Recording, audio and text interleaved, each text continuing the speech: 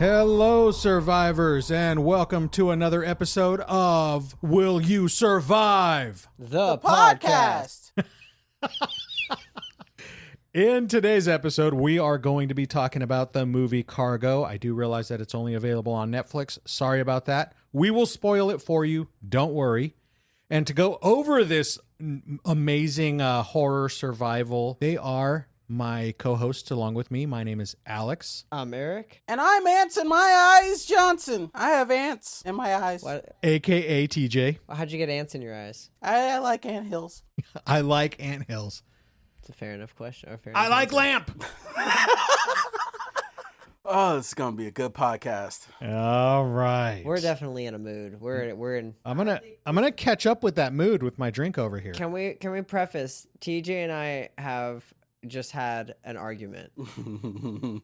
We've just had a fight because he broke one of our rules. Oh, I heard you. We were playing chain together and he made the rule. He made the rule that we always bounce once on a trampoline unless we say go, no, stop. And he didn't do it. And then we fell all the way to the beginning again. And so there's some tension, I feel. And that's why we're recording so early today. Well, allow me to disperse that tension, because for all of you who haven't seen or don't have Netflix, so you can't see Cargo, I will go ahead and tell you what this movie is about. The storyline is, in Australia, Andy and his wife Kay are fleeing from a zombie epidemic with their baby daughter Rosie in a boat. They are running out of food, and Andy moors his boat nearby a sinking yacht. He goes there to scavenge supplies and returns safely to his boat with some supplies. While Andy is resting with Rosie, Kat decides to go to the yacht to search more and is bitten by a zombie. Andy decides to take Kay to the hospital and uses an abandoned car to go with his wife and Rosie. However, he startles with a zombie aboriginal on the road and crashes his car on a tree, injuring Kay with a branch. She turns into a zombie and bites Andy in the arm. Now he has a few hours to find someone in the middle of nowhere to foster Rosie.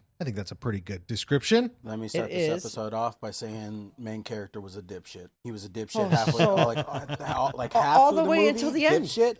Other half, like less dipshit, but dipshit. Okay, let me say I gotta add my take here, all right? Because at the very, very beginning, on the boat, his stance against his wife, we should just go on land. No, on the river is the safest place. I thought he was the smartest, right? I thought that was good survival skills there. Mm-hmm. Then she gets bit and, we got to go to the hospital. And dipshit is where he's sitting there arguing with her, and he says, what, do I not have any say in this? And she logically and soundly says, no, honey, you don't. I have a problem before that makes him a dipshit. He lied to her, and that's why she got bit in the first place. Because he did. He goes to that yacht, he goes in, he clearly heard something while he was scavenging, and so he got scared and he dipped out. He got her an anniversary gift. Now, he didn't know she found it, but he gets her a gift, and then when he tells her about the yacht, he goes, oh no, completely safe. Completely safe. True. No, like, because he's lying, because he doesn't want her to worry. But all he did was tell her, like, when she found that gift, she decided, I'm going to go get him an anniversary gift now. And that's what got her bit. She went to go get a freaking razor to shave her legs. No, for him to shave. For him to shave? Yeah. She told him they should find a razor so he could shave, and he was like, no, this is rugged. So that was dumb. Why would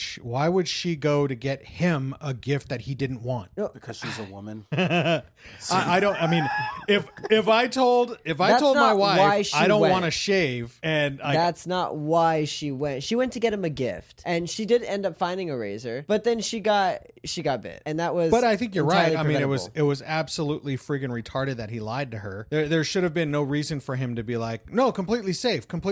No, it's not. Mm-hmm. Not. But then again, it's like kind of dumb on her part to think that there's anything considered safe. But I mean, it is kind of I don't know. I would be on guard, but I think if you came in and you told me, oh yeah, no, completely safe, it's completely safe, I might go. No, okay. This is why I'm agreeing with you, because I would never say that. Yeah, like right. I would trust you. That it's stupid that he lied to her. That's a huge, big, dumbass moment. It's also stupid that she didn't tell him that she was going because she wanted to be, I'm going to get him a gift, blah, blah, blah. Surprise him. Yeah. Let him know. I agree. Because he is asleep with your daughter. If anything were to happen to you. Right. You know? Right. Because again, what do we always say on this podcast? What is the real threat? People. People? Literally, people. Oh, well, yeah, I guess. Someone else sees a yacht and they go and climb aboard it, and she goes and climbs aboard it. You have another problem. Yeah. You know, you have living people who want to do horrible, terrible things to you. Mhm. Well, you have just as much of a problem, don't you? I agree. I think it's a pretty good rule to always go in at least pairs but I mean, that's a little hard for them to do because they have the baby. Yep. Man, having a baby during an apocalypse would be... Well, and that hits kind of hard because I do have a toddler and a toddler and a child. At least they can go, kind of. Well, I think I would have to strap Ollie to me and carry and run. Right? Just like that would be pick them up and go. That would be the necessity. I don't think they could run. Well, by no, themselves. I'm not talking like running away from zombies, but I'm talking like in just like we're gonna go scout this area. They could walk. Yeah. I still don't think I would let a toddler walk around because he's so noisy. He likes to make noise. This is why. And it's just, there's too many opportunities for a toddler to get into trouble in a world of zombies. I mean, we kind of saw that in A Quiet Place. Oh, that one was Yoinked. hard. Right out the gate. Yoinked. So with that, I have some questions for you guys, but I'm going to do this a little bit differently because I want to get further down my list than we have in the past. So I'm not going to ask you guys the same questions. I'm going to ask you both. I'm going to ask you different questions, and I want that this way you guys aren't competing with each other on the same question. You're competing with each other on your question. I'll still compete All right. on his Yeah, I was gonna say I will still. Well, you can add to, okay, here's the thing. What you can do, here's how we'll do this. You give an answer poignant and relevant to the question, you get a point. You get, the other person gets an opportunity to steal that point if they can make a compelling counter argument to what was originally said. Does there get to be a final rebuttal? No. If they want it? Yeah, it'll be answer, response, reply. Okay. All right? Classic debate. All right. Classic debate. You're fucked. All right. So the first topic, I'm going to go to TJ first. This is pretty All right, I'm ready. No, it's because I think the whole reason for this is too close to you. Okay.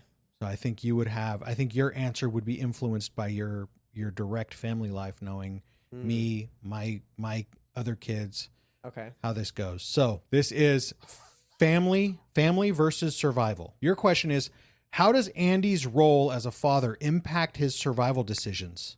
And would his choices be different if he were alone? And try to give me some examples if you can. That's a Talking about the deep-ass main character. question. Main character. I just called him dipshit the whole time. I didn't know his name was Andy. Anyways, True. I just said his name was Andy in the storyline. You're not listening. No. Not a good start. I was listening, but I was also looking at Eric. He's not practicing proper knife safety, and a key to survival is, safety with your tools. My counter argument is that he should lose points, Your Honor. Okay. All right. Be serious. so- be serious. Did his decisions get affected by him being a father? For short. Mm-hmm. Okay. I personally think that brother didn't know what the fuck he was doing. He made bad decisions all the time. For his daughter. Example: when the car crashed and he passed out, woke up, seen his wife was a zombie. As a father, I would, yes, want to save my child, but I'd also want to do it in like the best way possible. Me getting bit and dying is not the best way to take care of my daughter. So I would not reach past her. I would get out of the car because she was impaled. She's not moving. She wasn't going to be able to get to the baby. So no, I don't think there would be any difference if he were alone. I'm pretty sure he would just die faster. Perhaps him being a father let him last longer in such a world. But if he was alone, he's dead. Second part of that question. Okay, so you think his choices if he were alone would be different and that he would die. Yes. But you think he was a dipshit as a father, not thinking about the survival of his daughter in making the first really stupid decision. Yeah, it was completely his fault. Yeah. Okay. I need to lead you a little bit. Because I know you're fucking angry at this guy, which is fine because I think You're going to lead him? You're not going to give me a chance to take it? Well, hold on, because I have a couple of things, because you did make mention. I want to be fair here, because you did make mention that in the second half of it, he was, really brilliant in some of the things he did, especially surviving, keeping the baby alive. He got crafty, bro. And so what do you think about some of those decisions? He met, again, the real threat, the other human who tried to imprison him, and wanted the woman who was not his wife to take care of the baby as like some weird family. Oh, really quick. TJ and I both, when we first saw her, were like, damn, how'd he pull that? And then we were like, this is going to suck if she's not here of her own free will. He did not pull that. And very quickly we were like, ah, man, now it's not impressive. We were like, ain't no way bro pulled her. Yeah, we were like, there's no way. She has to be kidnapped. Or like some weird shit, like he was his daughter. Well, that's what I thought. We were like, no way, that's his wife. That's going to be like his daughter, right? And then he kissed her on the cheek, and we were like, that was just a cheek kiss. And then like there was something else he did right after that. We were like, I don't know, that's got to be. And then she made a look. Ew. Okay, so what do you think? What do you think about the decisions he made after he was bit? I do agree. I think that was a plot weapon. They had to get him infected, and they wanted to get him infected by his wife, which I think they could have done a better job at that. Like, I wish it would have been something like he was knocked out when she turned and she just started biting him. Like, that's what woke him up. I wish that's how they would have done it, because he was so crafty later on. But in any event, how do you think his role as a father impacted those decisions? I think that, yes, he was crafty. I think if he did, like, so we're saying like same situation, but like if he's, not a father versus is a father. Correct. Right? Yeah. Do you think he would have survived, even though he did all of that crafty stuff after being bit, in order to keep his daughter alive, to try to get her to safety, all of the crafty stuff that he did? Do you think it was exclusively his daughter that kept him going? And do you think those decisions would have been different if he was alone? Like, do you still think he would have just died? Yeah, I think he would have still died. I feel like because he has his daughter, that pushes him. So she was the exclusive reason why he became crafty, why he did what he did. In other words, he would have just outed himself, offed himself. Yeah. I don't think he would have done it willingly. I think truth be told, losing your wife, I think that's already enough to like want to end it. And then I think the only reason he kept going is because he had his daughter. Exactly. And so, but like everything he did was like, I mean, TJ said it, it got so crafty and so survival heavy out of nowhere. This was the guy, like, first of all, crashing the car seems like, why are we going that fast? Oh my God. Where do we have to go? The hospital. I mean, I guess that's true, yeah. Rick's wife's name in The Walking Dead? Lori. Or Lori? He fucking pulled a Lori. Right, There's right. nobody else driving on the road. Bro crashed. That's crazy. He overcorrected hard. For real. And then getting bit like that, there's just no excuse for that. That's just pure plot armor to get the plot going. Because, like, why would you do that? Yeah, I don't necessarily call it plot armor. I call it a plot weapon. I guess, yeah, more of a plot weapon. But, like, what? Okay, but it seems like you're agreeing with TJ on Yeah, this. I agree with TJ. Okay, so Yeah, me thinking on like in like real world terms, he's the opposite of Alex. He couldn't even shoot. He's kind of a dip. He didn't even know how to shoot. Yeah, no, he was bad with that gun. Oh my God. Okay, so then the next question goes to Eric. This is the category, if you will, is trust. What role does trust play in Andy's interactions with other survivors? How does the film portray the risks and benefits of trusting others in a post-apocalyptic world? Well, I think this this movie, particularly the interaction with Vic, was his name? I think that's right. Yeah. It shows that there was kind of a give and take where he knew he had to kind of just do what Vic was doing to keep a place for his daughter and him. Hoping that even though he might be a little crazy, if that chick is his wife, then she could take care of the baby. So that's all he was thinking about. And I don't know if it was so much trust as it was a necessity for that one in particular, but there was I don't even know if I would call it trust, to be honest, because it was more desperation. Like he didn't really have another choice. Until what was the little girl's name? Toomey. She became an option, but she was like a super last resort option. I think he trusted her the most. You could tell towards the end, because they went through a lot in those short time. But I don't know. I think I'm a little more cynical in that I don't really trust anyone in this situation, but he's desperate, so he has to trust somebody. So that's kind of tough. I think that's where it was. I think it was trust out of desperation, not necessarily wanting to. But Okay. if I also think about it, I think he was kind of more of a trusting person. In the beginning, when he was waving to those people on the river, and the other father pretty much showed right away that this is not a friendly world anymore. So then how do you think that using that example, but you can use any other example you want, how do you think that they portrayed the risks and benefits of trust in these interactions?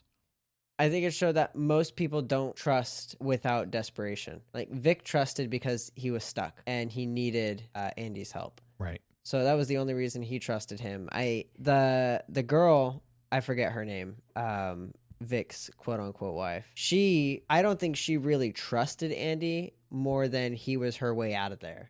Desperation. And Toomey was attached to Andy, and he was going to get her the keys to get her and that guy that she wanted, the magic man. Mm-hmm. So that was also, I think, maybe less desperation, but I think it was desperation to get out of that situation and those chains. So I think everybody just trusted out of desperation, not out of being a trusting nature. Well, no, I get that, but how do you think they did a job of portraying the risks and the benefits? Well, nobody trusted anybody without absolutely having to. So I think overwhelmingly people thought the negatives. So it was risk. Yeah, the negatives were always going to outweigh the positive. The only time they would risk it is when you can do something for me. Or when there was no other option. Yep. Which included our character, you're saying, right? Yeah, it included him. I don't think he would have reacted this way had he not been bit.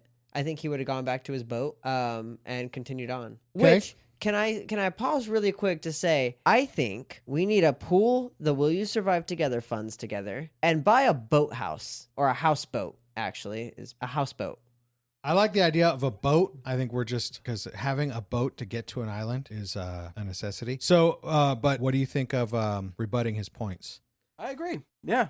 No rebuttal. What he says is perfect. Okay. So Eric gets that point.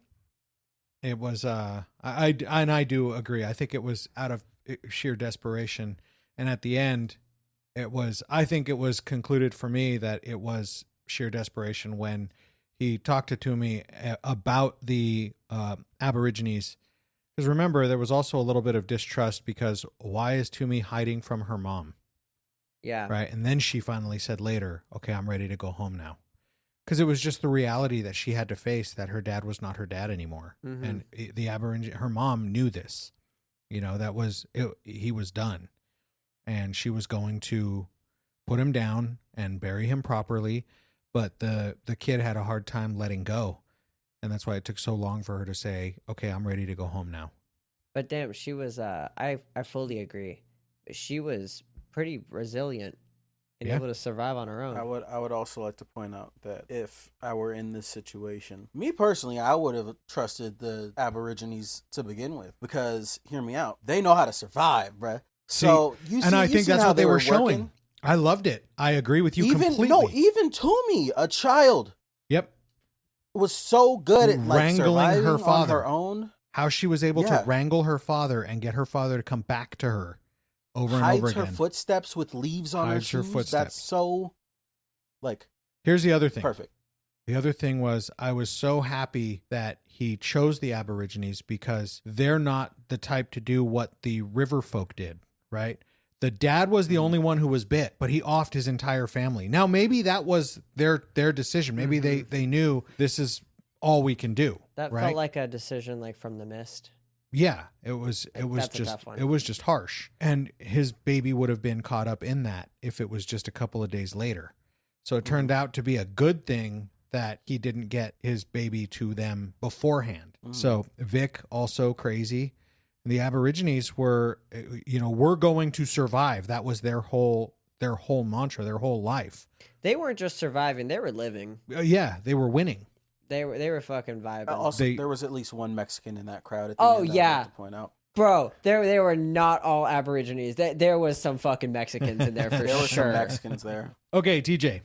Resource management. How does the scarcity of resources like food, water, and medical supplies affect the character's survival strategies? And you can go a couple of different ways for this point that I don't think could be refuted. How did the scarcity affect them? Yeah, how did the scarcity of resources affect the character's survival strategies? At the beginning, I'm sure like they were really low on food. So him going into that boat was all because of scarcity. Like he probably didn't have a lot, but that's why he was so excited because, I finally got a lot. But that also put his life and his wife's in a danger. Not according to him. Perfectly safe. But that yacht was fucking loaded. Oh, it was. Yeah, there's tons of cans.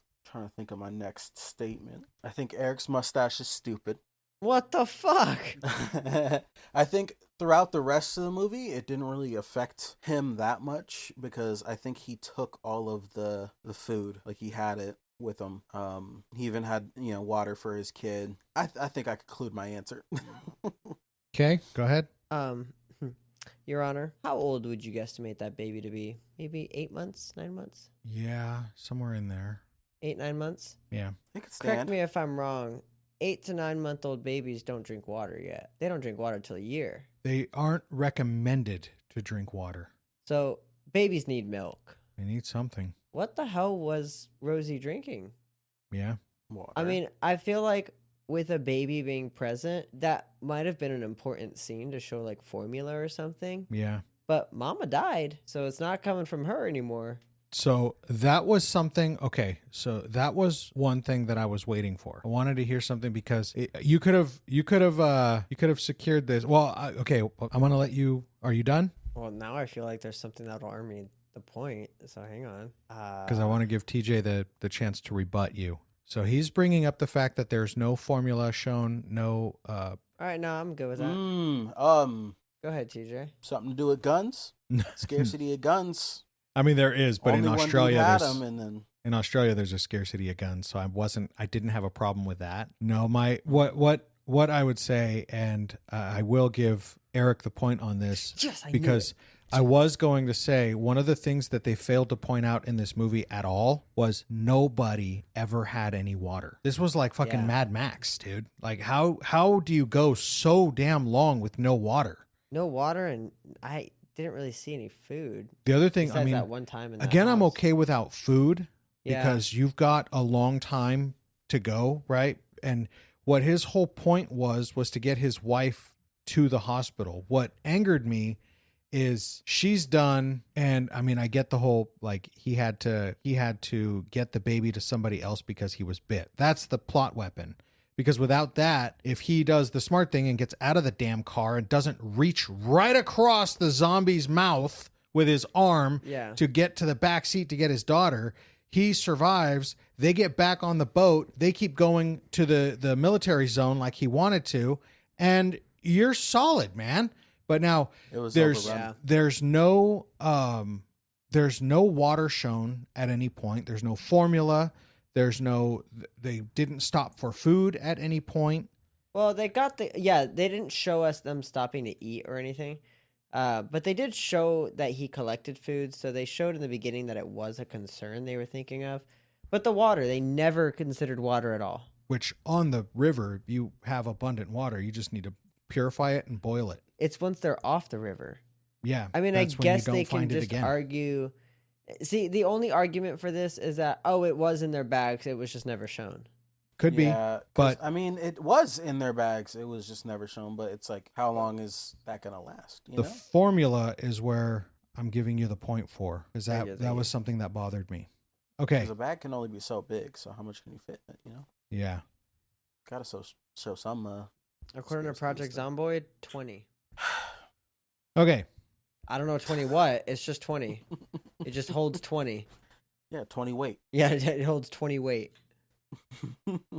Moral dilemmas, Eric. What moral dilemmas did Andy face, and how did these dilemmas change his ethical boundaries? I mean, the easiest one was Vic, where he very clearly moved his ethical boundaries when it came to shooting at the zombies. And once he found out that, what was her name? Which one? Toomey? Toomey. I keep wanting to say Timu. Where he found that Toomey was in the cage. Yeah. And the other guy was the magic man was also in the cage. Yeah. He definitely was like, well, I'm just going to go along with this now because my daughter needs a place to be. And Yep. so do I. So I think that's the most clear example where he definitely changed. He went against his conscience to get something. But that's why I mean, like, I think all his trust was desperate. Okay. What do you have to say to that, TJ? Can you repeat the question? What moral dilemmas did Andy face, and how did these dilemmas challenge his ethical boundaries? He saved Vic when he came across him. Me, I'm an asshole. I would have just drove away. And that affected him by the rest of the movie. All that happened. Well, I mean, yeah, good point. Yeah, he... Could have killed Kid's dad because he came across him as a zombie. Toomey came up, was like, don't kill my dad. He knows that that's a zombie. Zombies should die. But hey, Kid didn't want it. I think he had a hard time with the idea of killing zombies. I think he just didn't know how to. You saw it when he didn't know how to shoot the gun. Like he didn't even know how to cock it, or like he didn't know anything. I think they were portraying that it was empty. No, he was shooting. It had no rounds. He was shooting them. When he was shooting the zombies. Yeah. I thought you meant when he was shooting at Vic, but he had no rounds. No. With Vic, he had 2 rounds left. It was the 2 bullets from the. No, when he stole that shotgun.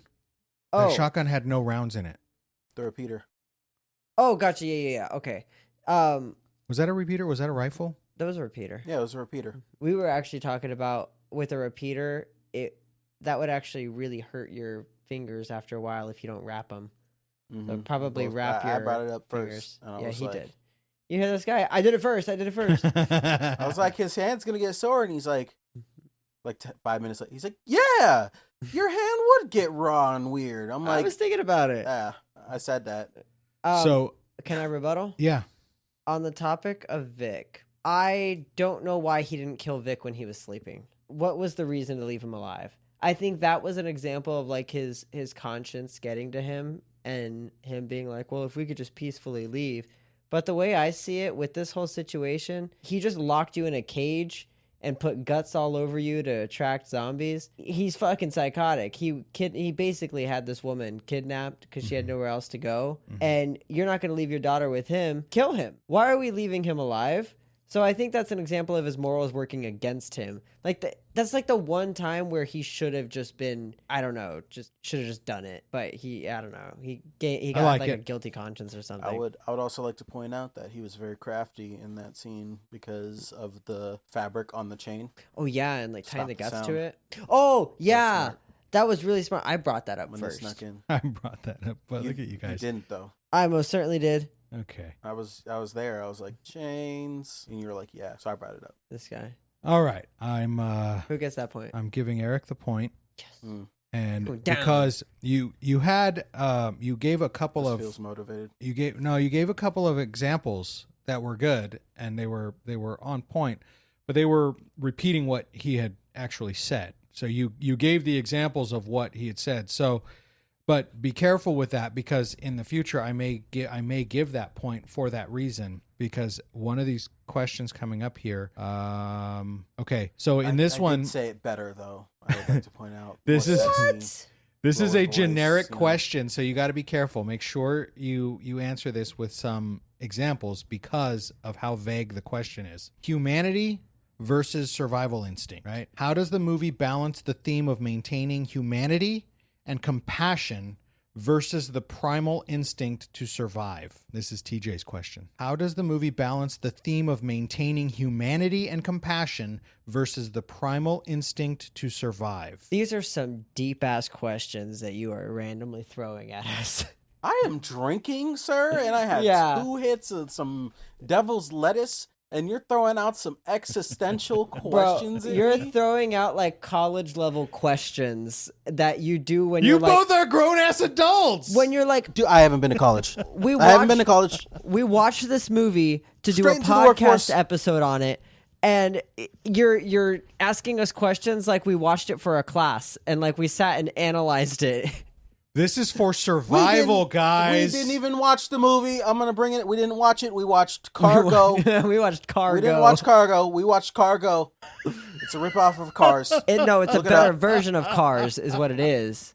Oh, it's completely better animation, better everything. All right. Do you want me to rephrase the question? Please No, rephrase the no, I question. like it. No, ask that because it's his No. question. I'm okay with that. Rephrase it. I'm Rephrase just it in saying- dumb words for me, please. Sir. Yeah, I'm just saying you're hitting us with big Scrabble words So, with a lot of deep meaning here. how did we see a balance in keeping humanity alive, like staying true to I'm not necessarily civilized society because it was clear that civilized society was gone, right? But how do you keep humanity alive versus like fighting against the absolutely primal, vicious, pure instinct survival instinct? How do you think they showed you that balance? All the white people were ready to give up. They had boxes with fucking suicide kits in them. Sorry, unaliving kits in them. Versus the Aborigines, they were fighting back. They were ready. They were going. They're like, Okay. hey, it's us or them. Can we just say it was the Australians, not white people in general? It's the white people. Jesus.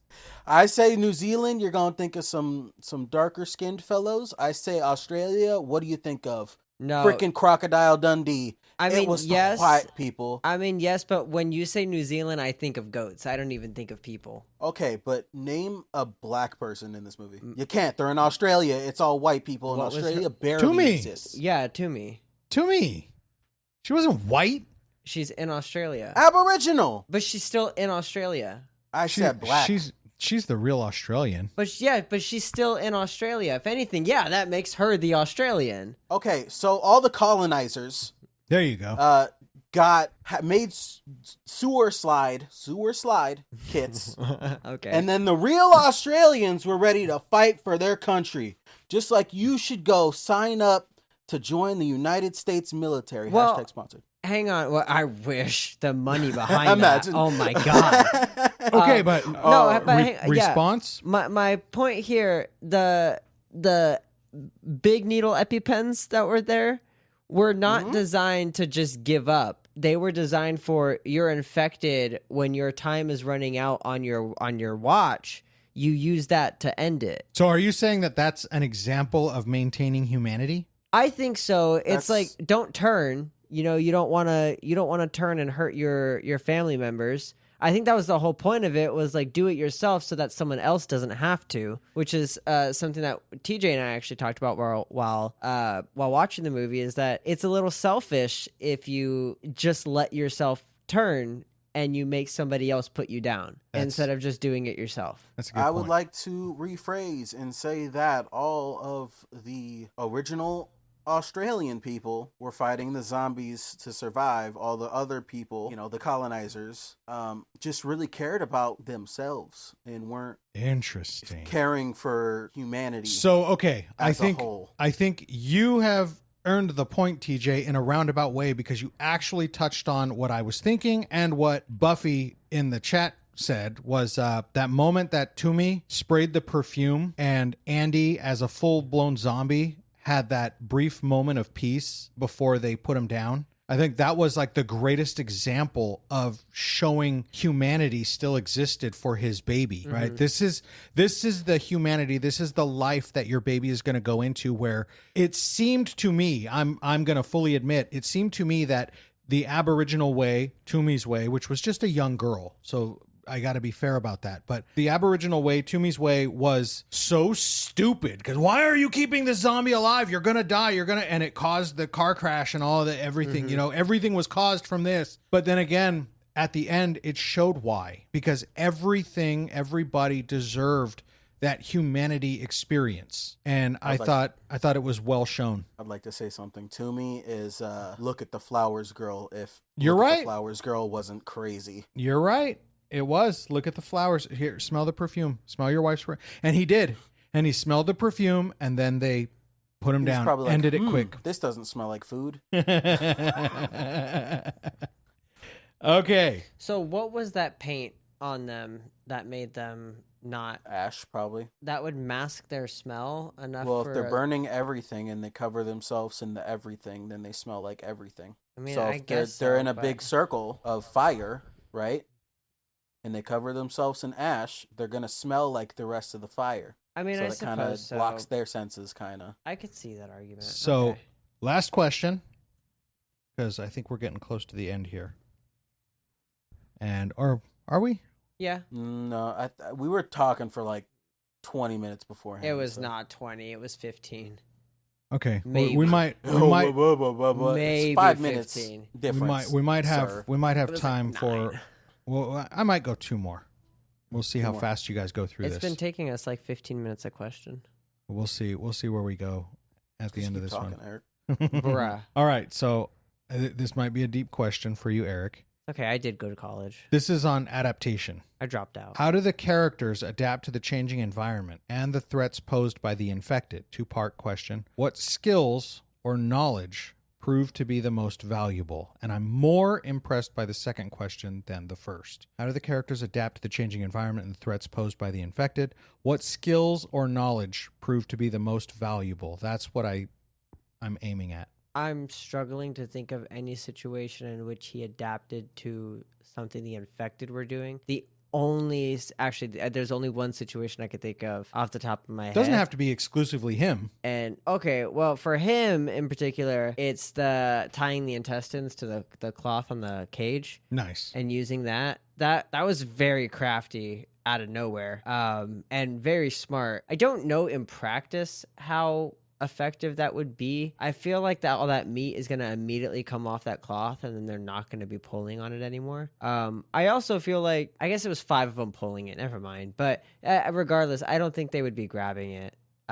So I don't know if that would actually happen, but I like the way they did it though, because they were all fighting. Like it was like they were fighting for meat. Yeah. You know? I just think the meat would have ripped off the cloth pretty easily. But regardless, that was pretty crafty. That was definitely adapting to the situation, because I don't know how I don't think I would have thought to do that. I guess you could kind of argue he adapted his morals if we go back to the previous question when he But I'm looking more specifically for the survival skills, because he had none. you've When mentioned is it some appropriate things. for me to buzz in? You've mentioned some things, so it's not fair for like you know some examples of great survival skills that were shown in this movie by a character. I mean, okay, this is probably not one you were thinking of, but in the tunnel when he shouted for Vic and then he hid amongst the hibernating zombies, Oh, well, that was kind of cool. using camouflage like that is a pretty cool survival, I don't know what you would call it, survival technique, I guess. I'm really struggling to think of any time that he Not really him. did anything, but the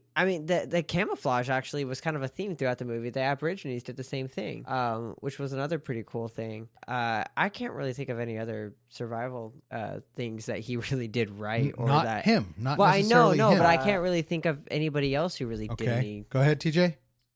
Toomey using her blood to wrangle her father. That was one way of like survival stuff. I completely forgot the question. I'm just going off rip. So can you So it's how do the That was characters good. adapt to the changing environment and the threats posed by the infected? More importantly, what skills or knowledge prove to be the most valuable? so the blood, the sound, and smell What do you And, mean? What do you mean hearing. sound? What do you mean sound? Gunshots bring them in. They knew that. Yep. So if a gun's fired, they know to leave. Like they showed that in the movie. Like smell with the meat and the the strap and with the blood. Okay. On Toomey's hand. Sound. When they're walking through the tunnel, they're just completely walking by him and silently. The hibernating was an interesting. That was an interesting addition to these types of zombies, like an interesting trait of them. And just the Aborigines using their little fire circle thingy that they did is their survival technique, whatever. That's all I got. So basically what I said.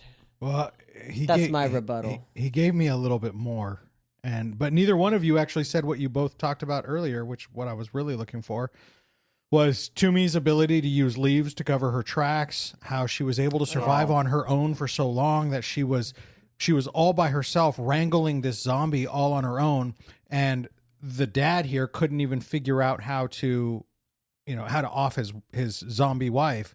Oh, you know what? Okay, I will say they did show brief things, so they really didn't show that much, that many survival techniques from her. I think one they did show though was the bunny or the rabbit that she caught using a snare. So there's that. There's some sort of trapping, but like I said, they don't really show all that much. Okay, so a lot of camouflage. We are tied 3-3. So tiebreaker question goes to both of you, and you will both have a chance to answer. Can I just say, every time I would listen to podcasts and they'd be like, "Oh, we tied," and I'd be like, "That's so bullshit. That's scripted." It happens way more than you would think. Well, it's happened like it happens 4 episodes, a lot. I qualify each one. TJ has family and survival, humanity versus survival instincts, and adaptation. Eric has trust, resource management, and moral dilemmas. So I can. That's what I'm saying. I can validate the tie here. It happens more often than you would think. It really does. Just not planned at all. So the tiebreaker. Hang on really quick. What page on the script are we on? 37. Okay, line section B. If you go down to the bottom. Okay, I see it. I see it. Line 12. So what's the next question? Okay. The tiebreaker. And then below that one. Okay. You both get a chance to answer. So you don't have to rebut each other, but if you prefer to rebut and you make it compelling, I'll give you that point. Here we go. We're gonna go. We started with TJ, so I'm gonna give it to you, Eric. Preparedness. How does the film depict the importance of preparedness? Are there moments where better preparation could have changed the outcome for the characters? I feel like this is another one of those where I don't think there's that many examples of this throughout the film, but I think if he were to be more prepared, Vic gave creepy vibes from the very beginning, and I feel like he was not prepared enough for it. I definitely feel like everybody knew Vic was going to flip on him and put him in a cage. So it's kind of like, why did he let it get to that point? And then this is more like, this isn't necessarily preparedness, but again, why didn't he kill Vic? He caused way more problems for himself down the line than if he would have just done it then. He would have been more prepared for the tunnel and going forward. But that's less preparedness. I think the only preparedness really is when they get off the boat. But they don't show if they really brought any supplies or what supplies they brought. So it's kind of hard to say what he did wrong or what he did right. So okay, DJ. Okay, so first thing that came to mind is he was prepared to leave his daughter at the end. Well, not leave, but damn, that's a good one. Got prepared with the meat, put it on the stick.